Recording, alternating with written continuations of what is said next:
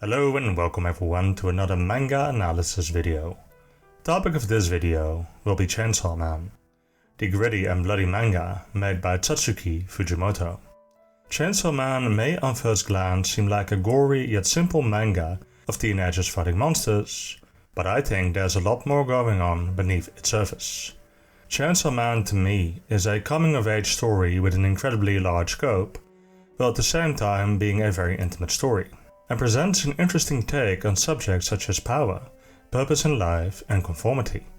To understand this, we'll have to dive deep into Jungian psychology, although other sources will be used as well. Most notably Fromm, who wrote about which type of personality easily conforms to pressure.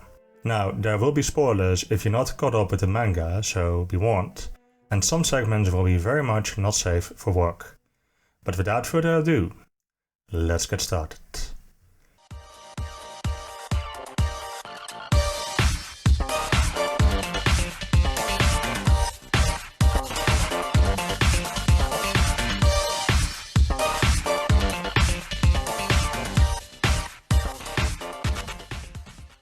The story of Chainsaw Man is about a young boy named Denji, who lives in a world inhabited by devils, based on our fears. You have a darkness devil, a shark devil, and yes, also a tomato devil. These devils, even when they are killed in our world, always reincarnate in hell and eventually make their way back to Earth, sans memory. Denji is a down-on-his-luck young man who, together with his pet devil Pochita, does odd jobs for the Yakuza. Pochita is also known as the Chainsaw Devil. Denji inherited a debt from his late father and now has to kill devils to pay it off. Denji is lamenting his fate when the Yakuza he is working for sacrifice him to the zombie devil. He is cut to pieces, but Pochita fuses with him, transforming him into Chainsaw Man. Denji quickly disposes of the Yakuza members as well as the zombie devil when he is confronted by people from the Public Safety Division, a government task force designated to killing devils. Denji is offered a job working for the division, promising to hunt and kill devils in return for food and boarding. Denji meets several characters who either help him or hinder him in his journey. There is Power, a fiend who, similarly like Denji, is contracted to fight devils. A fiend is a devil who has possessed a dead human body and so has lost the power to make contracts. Then there's Reason, a devil-human hybrid like Denji who is contracted by the Russian government to kill him. And lastly Makima, Denji's superior, a very mysterious woman with her own agenda on whom Denji has a crush. Now Denji straight away represents some interesting archetypes. The first is the child. I've talked about the child a lot in previous videos, and that is because the child is an incredibly important archetype, representing both the darkness of the unconscious as well as the need for individuation. The child comes back in many legends, such as the stories of Jesus, Buddha, and Krishna. There are abandoned children like Moses, or in Greek mythology with Hercules. In other stories, these abandoned children become nature children, feral, scrappy, and surrounded by animals. They have a deep connection with nature and are often saved by animals in times of need. This is seen in Denji. He lives out on the streets fighting for survival and hunting devils. When his father died and the Yakuza told him he had to work off his father's debt, he felt enormous despair. In that time of need, Pochita, the devil dog, appeared, prompting Denji to keep living for him. A very important form of the child is the Divine Child archetype. The Divine Child, according to author Robert Moore, has a special place in the individuation process. It is the source of a boy's enthusiasm for life. It is the archetype within us that produces a zest for adventure, the catalyst for our development both mentally as well as spiritually. Whenever you have that feeling of excitement and desire at a fresh beginning, that is the Divine Child archetype showing itself in your life. The child, in Moore's view, has got many other forms, and when harnessed properly, they can lead to the archetypes of adulthood: the king, the warrior, the magician, and the lover. These are the energies that men need to channel and master in order to realize their full potential. While there are archetypes that are extensions of each other, a person's development never goes as neatly, so multiple archetypes can exist in a person at the same time. Although the king is the ultimate archetype, the end goal for every well-adjusted man, the Divine Child is the direct predecessor of the king, the mature and wise form of the divine child. The divine child is seen in Denji in the way he approaches his work with the division, enjoying himself and his new life immensely and jumping into adventure. Denji, especially in the beginning, just wants to experience, to live life to its fullest. This leads him to one of the archetypes of adulthood, the lover, central to becoming the king. The lover wants to drink at the well of life and drink deeply. That means sex and romance, but is not limited to those. It also means food, drink, games, the comforts of life. The lover can be seen in Denji as he starts with the division, enjoying the comforts of life such as a soft bed, sandwiches topped with everything, or sitting in the bathtub all day. The lover is attuned to the mysterious forces underlying our everyday existence and fuels the man's creativity. When we get flashes of inspiration or sparks of creativity, it is the lover's energy manifesting itself in our lives. This is seen in Denji's often creative methods of fighting devils. Methods that are so outside the box that they take seasoned opponents by surprise. These fights with the devils also reveal something else, that although Denji is in civilization right now, he still has many traits of the nature child, the feral and unadjusted traits. Nature children sometimes take on the traits of the animals they are accompanied by, and when we see Denji lost in the thrill of battle, literally drinking the blood of his opponents to increase his own power, it's hard not to see a mad dog, tearing at its prey. Denji is often called a dog by allies and enemies alike. The dog as an archetype is interesting. Dogs are loyal friends and protectors, yes, but they have many different sides. They are guides and guardians to other worlds, in the forms of Anubis and Kerberos. Through the cousins, the fox and the coyote, they are tricksters. In some creation myths, the dog takes the place of the snake, betraying man and God and trusting humanity into the light of consciousness. The dog, through his other cousin the wolf, is also a destroyer in the form of Fenrir, the wolf who will devour the sun and the moon during Ragnarok. When this savage energy is harnessed properly, however, it can lead man to become the hero, another archetype necessary to become the king. The hero is the most advanced form of the masculine energies of the boy, the archetype that characterizes the best in the adolescent stage of development. It is the archetype we channel when we are tested, when we need to develop our competence and independence. We call upon the hero when we need to push outside of the envelope and throw ourselves against the difficult, even hostile forces in the world.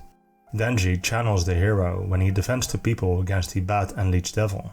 Even when severely weakened, he still puts up his fists to protect his comrades and other people, and does not hesitate to fight no matter how outnumbered he is.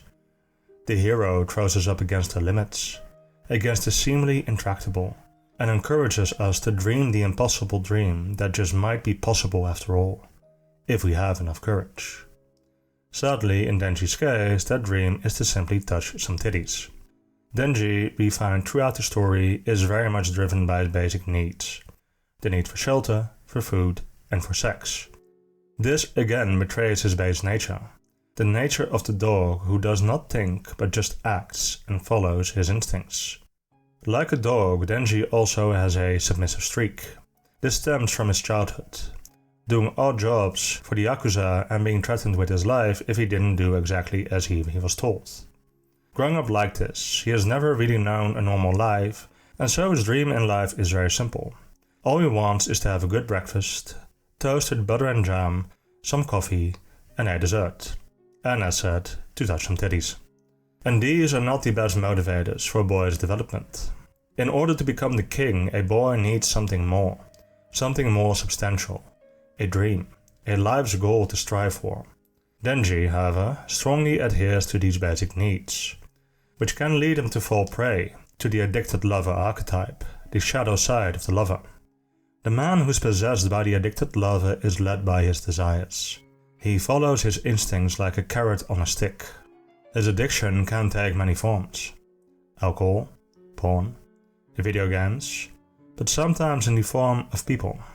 This kind of man goes from relationship to relationship, falling in love with every girl that he meets and is bitterly disappointed when what he thought he sought was not fulfilling.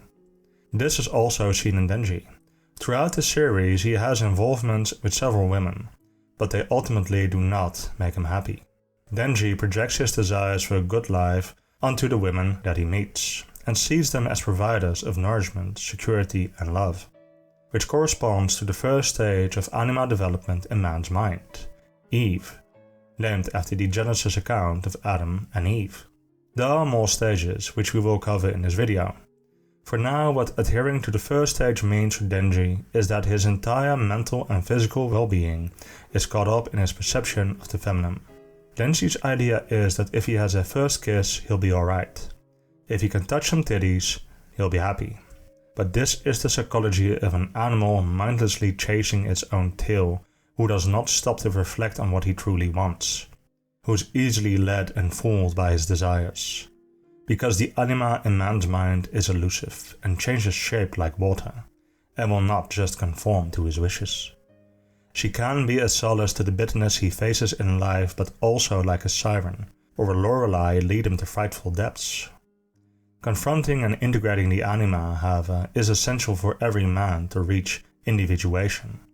So let's take a look at the three most important women in his life: Power, Reason, and Makima. Power acts as a mirror to Denji. She is just as socially unadjusted as he is. Scorning simple things such as showering or even flushing the toilet, Power, much like Denji, follows her instincts. She eats when she feels like it, sleeps when she feels like it, and kills when she feels like it. She is what Freud saw when he thought about the inner child, the id, the primitive or infantile drives, immoral, forceful, and full of godlike pretensions. The underlying push of impersonal nature itself, concerned only with satisfying the unlimited needs of the child. Power, like Denji, is often called a dog, and this is fitting. She, like a dog, follows her instincts and does not often question the morality of her actions. However, through doing this, she acts as a mirror for Denji, causing him to take more responsibility for himself and to reflect on his own desires. This is the guiding side of the dog archetype. The dog, by being an instinctual animal, is in touch with the unconscious, which houses the aspects of our personality that are hidden from us, and as such they can lead us to deeper insights about ourselves. Interacting with Power makes Denji wonder if toasted jam and touching some titties are really all that there is in life. Rize, the Russian devil hybrid, who's tasked with killing him, also makes Denji wonder. Rize is interesting. Despite her duplicitous nature, she seems to actually care for Denji, asking him if fighting and killing for the division is really what he wants, making him wonder about what a normal life for a boy his age would be. Going to school, learning new things, having coffee at the mall with his friends. She, much like the anima, challenges Denji his preconceptions, forcing him for the first time in his life to think for himself. She represents the anima in its positive form, asking from a man his greatest and leading him to individuation, resembling the second phase of development, Helen, an allusion to Helen of Troy in Greek mythology. In this phase, women are viewed as capable of worldly success and of being self-reliant, intelligent and insightful, even if not altogether virtuous. The third woman in his life is Makima. Makima, like Helen and Rize, is undoubtedly very capable. Many characters in the show, including seasoned devil hunters, seem to be scared of her. Yet she also has a strange pull on people. She openly flirts with Denji and other people. In the beginning though, she seems to care for Denji, taking him out on a date and guiding him through some very bad first experiences in life. There is something off about it though, as we will soon find out. A lot happens in the story that causes Denji to change. One of those events is a fight with the Darkness Devil, an incredibly powerful devil based on our primal fear of the dark. Denji loses a lot of comrades in this fight and Power is severely traumatized. She cries out in her sleep and lives in constant fear of the Darkness Devil, forcing Denji to take care of her. This causes the image of Power in Denji's mind to change and awaken something in him, an instinct he didn't know he had. As seen in these panels, Denji does not look at Power anymore as a sexual being or something that exists for his needs.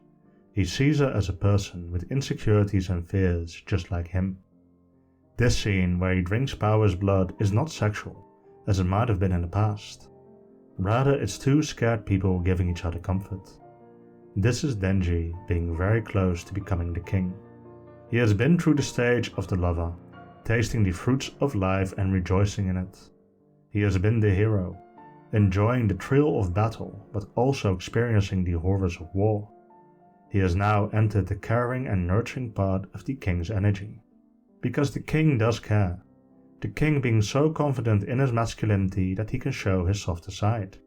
This part of the king is accessed when we comfort a child, or when a friend is going through a hard time and needs our support.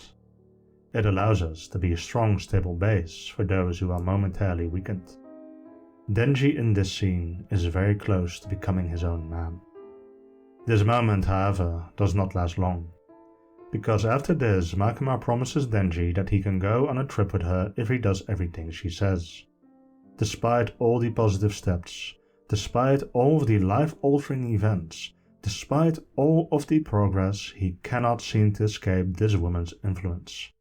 Part of this has to do with the dog archetype, which can be submissive. However, just to say that this is because of the dog is far too simple and takes away some of the responsibility from Denji. To understand Denji's submissiveness, we need to take a look at the work of psychoanalyst Fromm. Fromm wrote about a certain type of personality that is more inclined to obey and conform to authority. He called it the Authoritarian personality, a personality type characterized by extreme obedience for and submission to the authority of a person external to the self. This personality type is often fostered by a strict upbringing, where every transgression is punished. So like a group of Yakuza who threatened to kill Denji every time he didn't do exactly as he was told. People who have an authoritarian personality often have a strong primitive id, a weak ego and a rigid superego, which is based on a fear of punishment rather than on a true internalization of morality. A person with an authoritative personality conforms. He does not think for himself. He does not have an autonomous identity. Therefore, he feels alone and insignificant and wants to be part of something greater. Or as Fromm puts it, he wants to become part of a bigger and more powerful whole outside of oneself, to submerge and participate in it. Perfectly describing Denji, who despite his base longings in his core, really just wanted to be part of something. After a gruesome battle with the gun devil, an incredibly powerful devil who once killed millions of people, Denji's resolve is put to the test and he's forced to kill a man who was a close friend. After this, Denji goes to Makima and tells her he does not want to think for himself anymore. He does not want to feel or think. It has only brought him anguish. He wants to be her dog. Makima immediately tests his loyalty by brutally killing Power. Power, who was there to celebrate Denji's birthday, is blown to pieces in front of him. Makima then laughs about his infatuation with her and reveals that the interest she has shown in Denji was actually always aimed at the chainsaw devil he has fused with. She does not care about Denji at all. Sometimes it's hard to resist the urge to drive right off a fucking bridge. Oh look, there's one! We also find out that Makima is actually the authority devil, representing our fear of authority. This is the anima in its destructive form, luring men into dark waters and drowning them in despair. This is the part of the anima that devours. It drives men to depression and suicide. Now, the reactions online to Makima's and Denji's actions when this chapter dropped were very understandable. People were rightly horrified at what Makima had done and frustrated with Denji's apathy. But for everyone saying that they would never demean themselves like this, that they would never be a dog to someone, I give you Exhibit A and Exhibit B. It seems that where Helen is the face that launched 1,000 ships, Makima's is the face that launched 1,000 sims. The sadism Makima shows here is central in people in authoritarian relationships, where the person who has the power enjoys seeing how far they can push the other person, degrading them, making them feel less than human. These acts sometimes have a sexual element to them, and the victim craves them, or believes that they crave them, because it reaffirms the power of the abuser. This relationship, however, is often a symbiotic relationship. The abuser, Makima in this case, does need Denji. She needs him to get to the chainsaw devil, but she still needs him. The Chainsaw Devil as it is revealed is worshipped in hell. This is because the devils that he consumes are erased from the world forever. They do not reincarnate again. Makima, we find out, wants to be consumed by the Chainsaw Devil. Because despite being the archetype of authority itself, she too wants to be part of something greater. She too wants to be part of a bigger and more powerful whole outside of herself. However shocking this scene is, there is a positive about it. It finally destroys Denji's illusions about the feminine, bringing him to a painful realization that he will not find salvation in the women in his life. Touching some titties will not magically make his life better. He will have to work for it and actually think for himself. And Makima, by turning Denji into a dog, has made a grave mistake. Because as I said, the dog is a guide to our unconscious and can give us insights into ourselves. And this is what the dog does for power, not long after this scene. Power, we find out, lived on in Denji because of her blood that he drank earlier. Inside Denji's mind, she has a conversation with Pochita, the embodiment of the dark archetype within Denji. Making a deal with Pochita allows Power to take on her true devil shape, and giving her the insight and will to go against her own selfish nature, to defy Makima and save Denji. Eventually. Look, she's trying, okay? As I said, because of the insights of the dog, she can defy Makima, who is the embodiment of authority and who is supposed to be impossible to deny. After this, Denji also comes to a realization and accesses the trickster side of the dog. So the final confrontation is not fought between the Chainsaw Devil and Makima, but between the Chainsaw Man and Makima. After an intense fight, the Chainsaw Man seems to be killed when Denji suddenly leaps up and cuts it down. By using the dog's trickster energy, Denji managed to sneak up on Makima, misleading her with a puppet version of himself. The sad thing is, however, that the only reason Denji could do this is because Makima simply did not acknowledge him. She considered him so far below her that he did not even register in her mind. In order to beat her, Denji had to look inside at the ugly truth that she simply never cared about him at all. The bitter realization that his love interest didn't even know he existed. This is Denji who finally has no illusions anymore, who has accepted the anima inside of him, no longer idealizing women but seeing even Makima as a fully realized person. This is the final stage of anima development, Sophia, the stage where the feminine is completely integrated in man's mind. This allows females to be seen and related to as particular individuals who possess both positive and negative qualities. The Denji that we see at the end is a changed man, wiser, hardened through loss but ready to move on. His motivation still leaves much to be desired, but he is improving. Denji is now actually going to high school, and if he is not yet a king, then he is getting closer. He is going to need his newfound purpose because he is now also a father. This is the reincarnation of Makima, of whom Denji is now responsible, carrying the responsibility to make sure she does not grow up warped as her previous incarnation. This is very fitting, considering that many men who are getting their life back on track start to think about having children, because they finally feel that they have a legacy to pass on. Denji now has to combine being a high school student, a father, as well as a hero. Can he do it? Perhaps his boyish grin tells us he accepts the challenge. This was my analysis of Chainsaw Man.